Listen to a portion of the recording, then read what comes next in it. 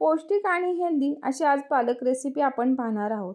तर पालकामध्ये vitamin C, E, iron, potassium, magnesium सारखे घटक असतात आणि हे सर्व घटक आपल्या शरीरासाठी खूप फायद्याचे असतात. त्यामुळे आठवड्यातून एकदा तरी आपण पालकाची भाजी ही खाल्लीच पाहिजे.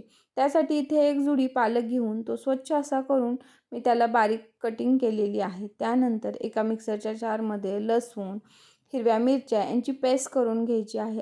या पेस्टला आपल्याला फोडणी द्यायची आहे.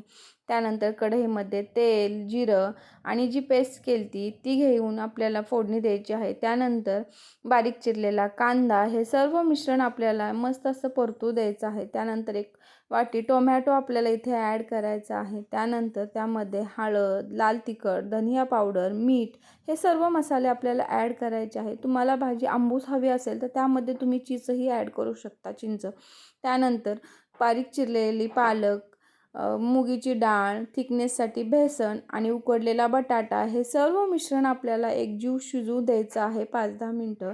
त्यानंतर आपली रेडी आहे पालक रेसिपी.